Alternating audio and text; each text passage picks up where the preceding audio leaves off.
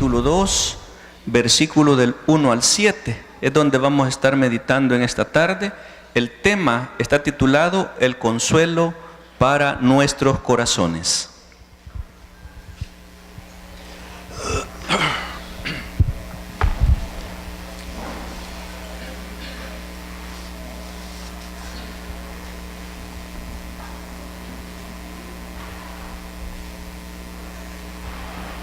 Colosenses capítulo 2, versículo del 1 al 7.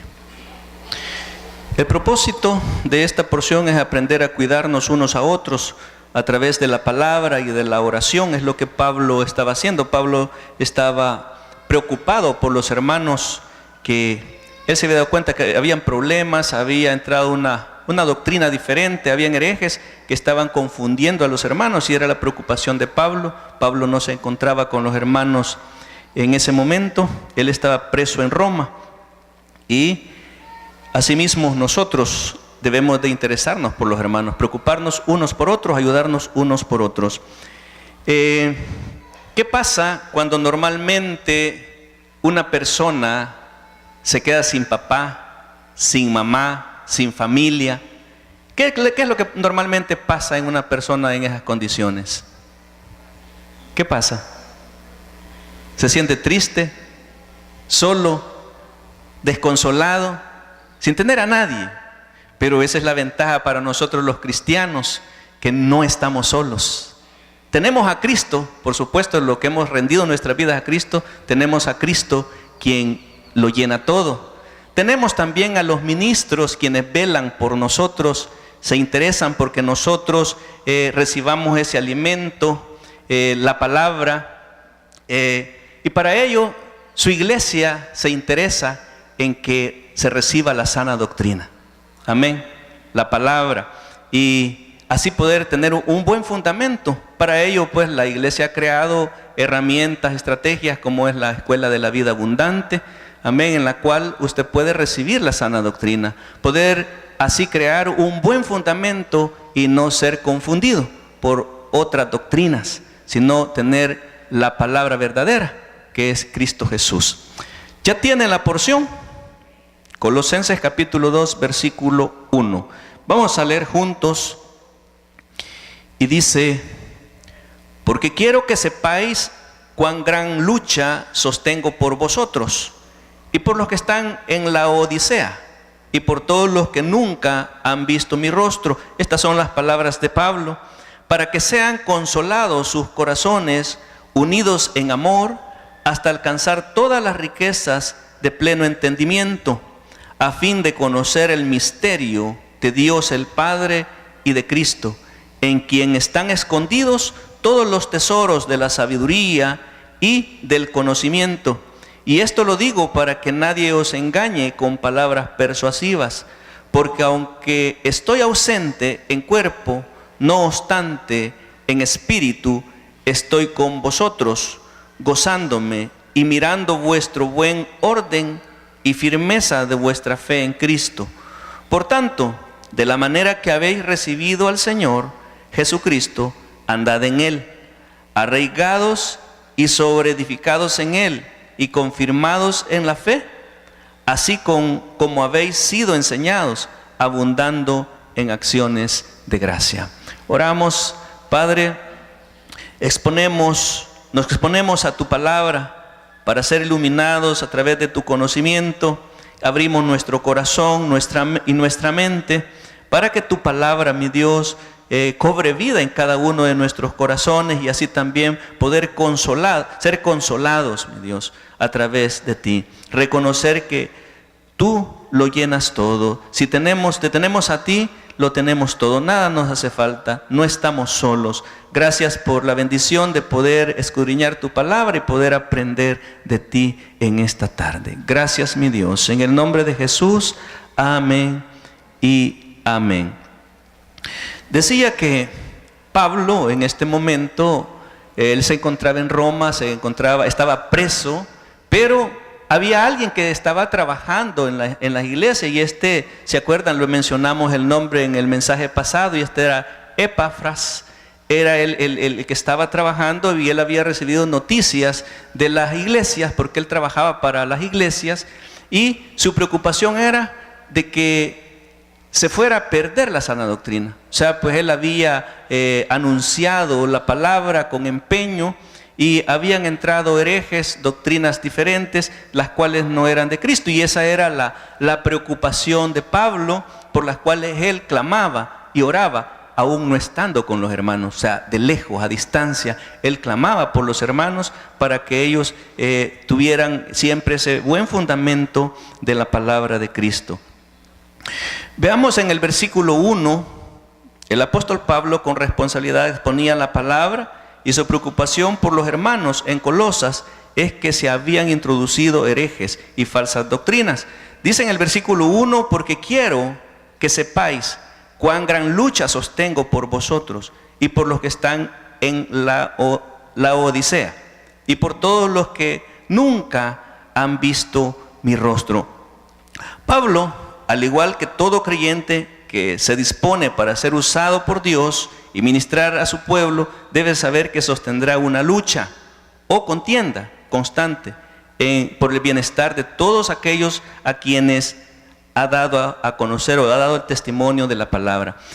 En el Señor sabemos que siempre tendremos dificultades, pero el llamado es a que nosotros no desistamos, que sigamos transmitiendo ese mensaje. Para eso hemos sido llamados, para transmitir el mensaje del reino, la palabra de Cristo. Lo primero que dice es: porque quiero que sepáis cuán gran lucha sostengo. O sea, Pablo, él está dando a conocer que él, aunque no está presente con los hermanos, él está preocupado, está angustiado. Él se encontraba, como decía, preso en Roma, y sostenía una lucha interior, la ansiedad por instruir, por exhortar y amonestar a estos hermanos acerca de los peligros de la herejía que se había introducido entre ellos. O sea, esa era la preocupación de Pablo, que ellos cambiaran de posición, o sea, que dejaran el fundamento de Cristo y seguir una doctrina diferente. Pues Pablo se dedicaba a instruir, o sea, a enseñar la sana doctrina, y eso es lo que Pablo había hecho. En ese momento no podía estar Pablo seguro de la condición espiritual de estos hermanos, solo sabía que habían problemas entre ellos. Colosenses capítulo 2, más adelante en el versículo 8, Pablo les recomienda y les dice: mirad que nadie os engañe por medio de filosofías huecas y huecas sutilezas, según las tradiciones de los hombres, conforme a los rudimentos del mundo, y no según Cristo. Pablo ya se los había dicho anteriormente, y que estuvieran pendientes, listos, y que nadie los engañara con otra filosofía, otra enseñanza. Y dice en la segunda parte del versículo 1, por quienes Pablo sostenía esta angustia, por quienes él clamaba, oraba, y directamente dice por los hermanos o los que están en la iglesia, en la Odisea. En el versículo 16 del capítulo 4 de Colosenses dice: cuando esta carta, o sea que él se comunicaba por cartas, dice: cuando esta carta llegue, haya sido leída entre vosotros, haced que también se lea en la iglesia. ¿De cuál? No tiene la porción. Colosenses capítulo 4 versículo 16. ¿A dónde decía que la leyeran? Después que la hubiesen leído ellos, ¿quién más tenía que leerla?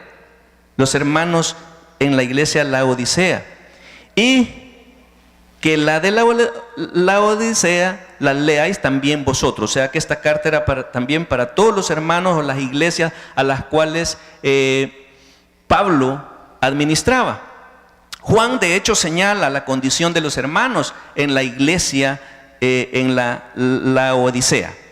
En Apocalipsis capítulo 3 versículo 14, estas son las palabras de Juan. O sea, Juan escribe y dice: y escribe el ángel de la iglesia ¿en dónde? En la Odisea. He aquí el amén, el testigo fiel y verdadero, el principio de la creación de Dios dice esto. ¿Quién es el principio de la creación? ¿Quién es el que estaba diciendo esto? Cristo Jesús, el alfa y el omega, el principio y el fin. Dice, yo conozco, y esto es lo que dice de los hermanos en la Odisea, yo conozco tus obras, que ni eres frío ni caliente. Ojalá fueses frío o caliente, pero por cuanto eres tibio y no frío ni caliente, te vomitaré de mi boca. Y esas son las palabras del Señor. Por cuanto no eres frío ni caliente, te vomitaré de mi boca. Y le dice, porque tú dices, yo soy rico y me he enriquecido y de ninguna cosa tengo necesidad.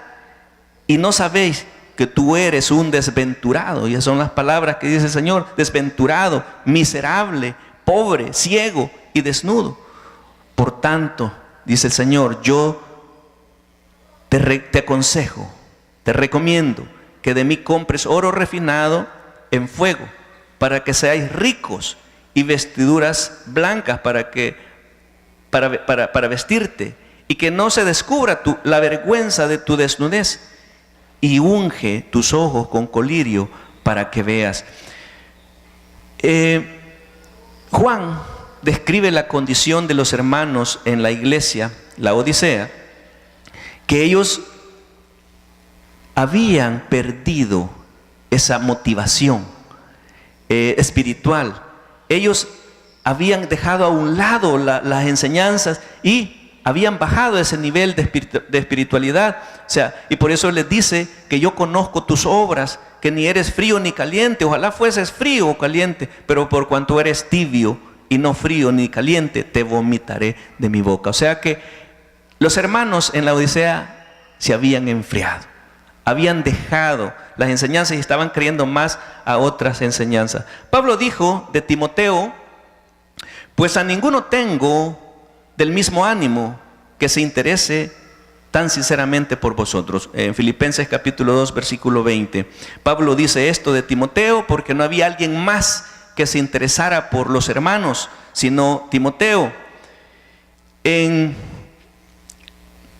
Todos los cristianos deben preocuparse los unos por los otros. Nosotros debemos de preocuparnos por los hermanos. O sea, en las dificultades también sentir ese dolor por otro. No solamente en las buenas, sino también en las malas. Debemos de estar con los hermanos, preocuparnos unos por otros. En la primera carta a los Corintios, en el capítulo 12, versículo 25, dice Pablo a los de Corinto: para que no haya desavenencia, o sea, desacuerdo o contrariedad en el cuerpo, sino que los miembros todos se preocupen unos por otros. ¿Por qué? Porque todos somos miembros del cuerpo de Cristo. Y como miembros del cuerpo de Cristo debemos de cuidarnos unos a otros. Cuando decimos cuerpo, sabemos que nuestro cuerpo está formado de diferentes miembros. Y si nos hace falta un miembro, ya no estaríamos completos. O sea, todas las cosas o todos los miembros de nuestro cuerpo, por insignificantes que sean, los necesitamos. O sea, no podemos decir que un brazo no nos hace falta. Sí nos hace falta. O sea, todos los miembros conforman el cuerpo y deben de estar siempre unidos, porque si este brazo fuera de mi cuerpo, ¿estaría fuera de mi cuerpo? No sería mi brazo. O sea, para ser parte de mi cuerpo debe estar unido a mi cuerpo. Entonces nosotros, para ser el cuerpo de Cristo, debemos de estar unidos a Cristo y unidos unos a otros como hermanos, como el cuerpo de Cristo. Amén. Dice en el versículo 26, veamos el 25, dice: para que no haya desaveniencia en el cuerpo, sino que los miembros todos se preocupen los unos por los otros, de manera que si un miembro padece, todos los miembros se duelen con él, y si un miembro recibe honra, todos los miembros con él se gozan. Vosotros pues sois el cuerpo de Cristo y miembros cada uno en particular. O sea que si somos miembros del mismo cuerpo, debemos de estar unidos. Debemos de ayudarnos mutuamente unos a otros. Hay otro grupo de personas por los cuales Pablo tenía esa preocupación, y esto es por todos aquellos que nunca habían visto su rostro. Y estos son los de la Odisea y los de Hierápolis. Son las dos iglesias las cuales Pablo no había fundado, sino que Pablo las administraba, pero quien estaba al frente era Epáfras. En el capítulo 4 de Colosenses, versículo 12, dice: os saluda Epáfras, el cual es uno de vosotros, siervo de Cristo, siempre rogando encarecidamente por vosotros. ¿En qué? En las oraciones. En sus oraciones, para que estéis firmes. Este era el deseo de Pablo, para que estéis firmes, perfectos y completos en todo lo que Dios quiere.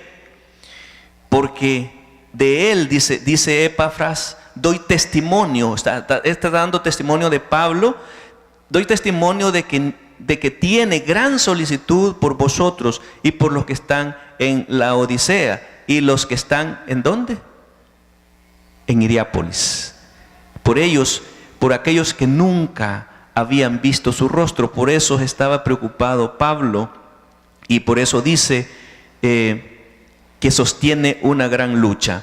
En el versículo 2 del capítulo 2 de Colosenses dice que para que sean consolados sus corazones. Este era el propósito de Pablo, por el cual él sostenía esa lucha, unidos en amor. ¿Hasta cuándo? Hasta que al alcanzar todas las riquezas del pleno entendimiento, a fin de conocer el misterio de Dios, el Padre, y de Cristo. ¿Cuál era la preocupación de Pablo? Es que los hermanos tuvieran el conocimiento, un buen entendimiento de la palabra. Y dice, a fin de conocer el misterio. Al decir misterio, ¿qué nos suena? ¿Qué se nos viene a mente cuando oímos la palabra misterio? Es algo que no se conoce, es algo que está oculto. Pero lo que Pablo está diciendo, que ese misterio ha sido revelado a nosotros. Y ese misterio es el conocimiento de Cristo en nuestra vida. El conocimiento del Padre y el conocimiento de Cristo. El testimonio nuestro, de nuestros hermanos en la fe, siempre es un bálsamo que fortalece nuestras almas, nuestras emociones, trayendo tranquilidad y buen ánimo y unidad en el amor de Dios. ¿Cuáles son de las riquezas de las que Pablo está hablando en esta porción? Podemos enumerar cuáles las riquezas de las que Pablo está hablando. El conocimiento. Esa es la riqueza de las cuales Pablo está diciendo a través de las Escrituras, el conocimiento y el entendimiento, o sea, la vida eterna. Eso es que te conozcan a ti, dice, así como al Hijo, o sea, al Padre y al Hijo. También, no solo por el estudio vamos a recibir el conocimiento o el entendimiento, por el estudio de las Escrituras o por la intelectualidad. No es de esa manera, sino por la experiencia de una relación íntima con Dios. No vamos a recibir, porque usted puede leer y leer, pero a lo mejor no va a entender nada.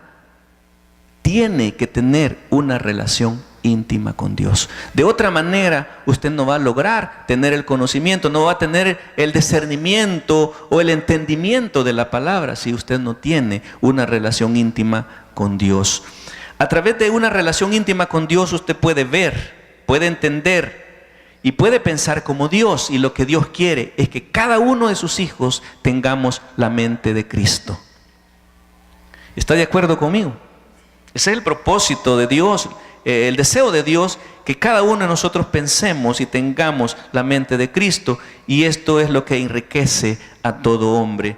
Dios ha decidido mantener la revelación de Cristo como un misterio que no puede ser conocido mediante el intelecto, sino a través de la fe y el conocimiento de la verdad, o sea, la palabra. Cuando nosotros nos exponemos a la palabra y creemos en la palabra, entonces vamos a recibir ese conocimiento para conocer este misterio que ha sido revelado a nuestros corazones.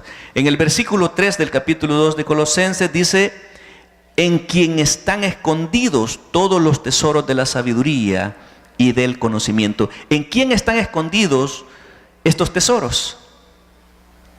Esta es una buena pregunta. ¿En quién están escondidos todos estos tesoros? Están escondidos en Cristo. En Cristo. Toda sabiduría y conocimiento se encuentra en Cristo Jesús. Y Dios siempre ha querido revelarnos la verdadera sabiduría, que no proviene del conocimiento intelectual. O sea, la sabiduría no es que nosotros almacenemos conocimiento, sino el entendimiento de la verdad en nuestros corazones, para dar vida en abundancia, en la cual se encuentra todo el conocimiento para aquel que cree. Si usted cree, usted va a tener ese conocimiento. De hecho, cuando Dios creó a aquel hombre y a aquella mujer, Adán y Eva, los creó con el propósito de que ellos tuvieran una vida abundante, con todo el conocimiento. Pero el hombre rechazó y buscó comer accedió a comer el fruto del árbol del bien y del mal. Y creyendo con eso que serían igual a Dios. O sea, ¿qué pasó con este primer hombre, aquella primera mujer? Se rebelaron. Ahora, ¿cómo podemos nosotros obtener esa sabiduría? ¿Qué dice Salomón en cuanto a la sabiduría? Capítulo 1, versículo 7. El principio de la sabiduría está ¿en qué? En el temor a Dios. O sea, debemos de tomar en cuenta que si no tenemos temor de Dios, entonces no vamos a poder alcanzar o obtener la sabiduría de Dios. Si no, ¿qué? Seríamos necios, seríamos insensatos. Pero dice que el principio de la sabiduría está en el temor de Jehová. Los insensatos desprecian la sabiduría y la enseñanza. Aquel que no quiere recibir la enseñanza, ¿es qué? Es un insensato, porque no quiere recibir la enseñanza. No hay temor de Dios en él. ¿A quién debemos de pedir la sabiduría? Dice que si a alguien le falta sabiduría, debe de pedírsela ¿a quién? Y la dará abundantemente. Santiago 1:5. Y si alguno de vosotros tiene falta de sabiduría, pídala a Dios, el cual da a todos abundantemente sin reproche, y les será dada. Necesitamos de la sabiduría para discernir lo que es de Dios y lo que no es de Dios. Versículo 4 del capítulo 2 de Colosenses. Dice: y esto lo digo, dice Pablo, para que nadie os engañe con palabras persuasivas, porque aunque estoy ausente en cuerpo, no obstante en espíritu estoy con vosotros, gozándome y mirando vuestro buen orden y la firmeza de vuestra fe en Cristo. Pablo no estaba con los hermanos, pero había recibido noticias de los hermanos que eran firmes en la fe en Cristo. Dice: mirando vuestro buen orden y firmeza de vuestra fe en Cristo. Él había recibido la noticia de que los hermanos en Colosas eran firmes en la fe. No debemos permitir que los argumentos los aparten de la verdad y los engañen. Versículo 4 dice: y esto digo para que nadie os engañe con palabras persuasivas.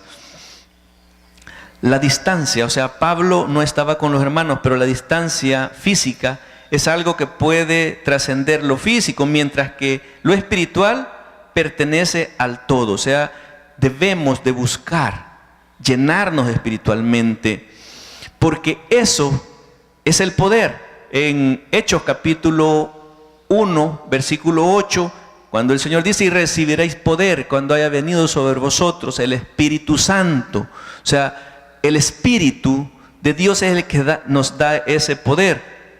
El apóstol Pablo anima y exhorta a los hermanos a permanecer en Cristo. Así como cada uno de nosotros también debemos de animarnos a estar firmes, a permanecer en el Señor, a motivar a los demás a que nos edifiquemos en la palabra. Versículo 6 del capítulo 2 de Colosenses dice: por tanto, de la manera que habéis recibido al Señor Jesucristo, ¿qué dice? Andad en Él. ¿Y qué es andad en Él? Porque aquí vemos que dice: por cuanto de la manera que habéis recibido al Señor Jesucristo, andad en Él. ¿Qué significa andar en Él? ¿Qué cree que significa andar en Él? Vivir en Él. Andar como Él anduvo. Porque Él es el modelo para nosotros los cristianos. La vida de Cristo. Vivir como Él vivió. Andar como Él anduvo. Permanecer en Dios y en Cristo. Permanecer en unidad. Y por medio de ello, o por medio de la fe y confianza que surge de una relación profunda, siempre una relación íntima con Dios, aprender a dejar lo natural, o sea, de lado lo natural, para recibir lo espiritual, lo verdadero. Dice en el versículo 7, arraigados y sobreedificados en Él y confirmados en la fe, así como habéis sido enseñados, abundando en acciones de gracias. Dice: de la manera que habéis recibido al Señor. ¿Lo recibimos cómo? ¿Cómo recibimos al Señor nosotros?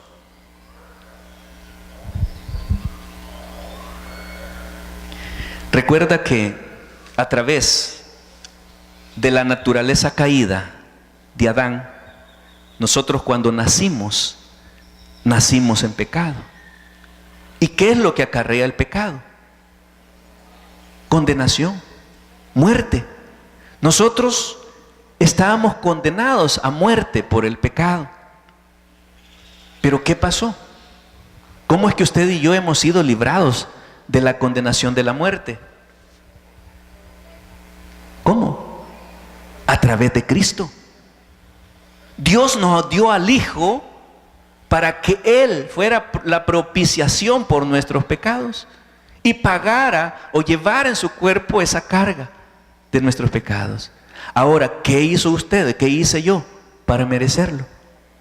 No, nada. Entonces, ¿cómo es que lo hemos recibido?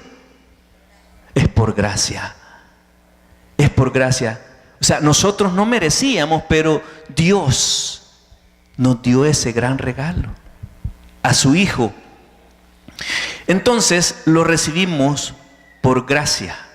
No hicimos nada para merecerlo, nada absolutamente. Lo único que Dios permitió en nosotros, ¿qué fue?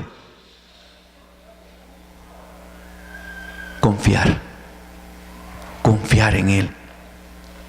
Y dice: por lo tanto, como lo habéis recibido, andad en Él. Ya decía, vivir en Él, vivir en Dios, en Cristo y en unidad. ¿Cómo podemos también ser arraigados y edificados en la verdad?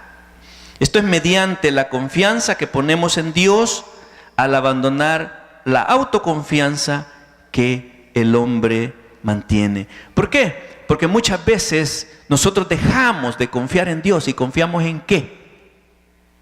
En nuestras fuerzas. Confiamos en el poder económico. Confiamos en cosas materiales. Confiamos en personas. Cuando estamos atravesando dificultades o necesidad, muchas veces no nos acordamos de Dios, sino en la persona quien nos puede ayudar, en la persona a quien podemos acudir y pedirle un favor, pero no nos acordamos de Dios. Entonces, podemos ser arraigados y edificados en la verdad mediante la confianza que ponemos en Dios. La confirmación de la verdad solo puede llegar al hombre mediante el Espíritu. Es el Espíritu de Dios quien pone en nuestros corazones esa confianza. La gratitud surge por la obra poderosa de Dios en nuestras vidas, a través de las circunstancias. ¿Por qué a través de las circunstancias? Porque cuando nosotros estamos atravesando momentos difíciles, pruebas, entonces Dios es glorificado en nuestras vidas. Y entonces es donde nosotros debemos demostrar gratitud delante del Padre por sus maravillas, por sus prodigios. Reconocer que si tenemos a Dios en nuestros corazones, a Cristo en nuestros corazones, Él lo llena todo. Amén. Nuestros corazones son consolados al darnos cuenta que no estamos solos. Usted y yo no estamos solos. Siempre hay alguien preocupado, interesado por nuestro bienestar. Hay una porción, no me recuerdo si está en Hebreos, que dice que los pastores son los que velan por nuestro bienestar. Los ministros siempre estamos preocupados por el bienestar de los hermanos. Hay otras personas intercediendo por nosotros y eso debe consolarnos. Y también tenemos a Cristo quien lo llena todo. Él es el dador de la vida y el dador de todo conocimiento. Dios quiere llenar nuestros corazones, nuestras vidas del conocimiento de Él, el conocimiento del Hijo. Y si tenemos el conocimiento de Él, entonces vamos a ser consolados, no habrá nada que nos desvíe. Y lo que Pablo pretende es que podamos ser edificados, podamos tener un buen fundamento de la palabra y que no haya otra doctrina que nos pueda desviar o algo que nos pueda desviar de la palabra del Señor, de la verdad. Y ese es el propósito de Pablo y por el cual dice, él está preocupado y sostiene esa gran lucha porque se mantenga la sana doctrina, la palabra de Cristo, la palabra del reino. Le voy a invitar a que oremos. Padre. ¡Vamos!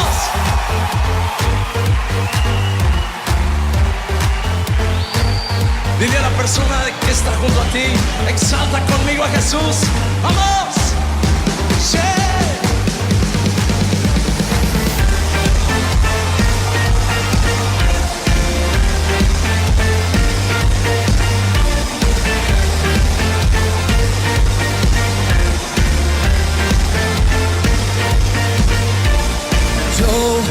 Quiero ver tu luz brillando en mí, a través de mi ser. Un altar que todos puedan ver, que todos oigan que tú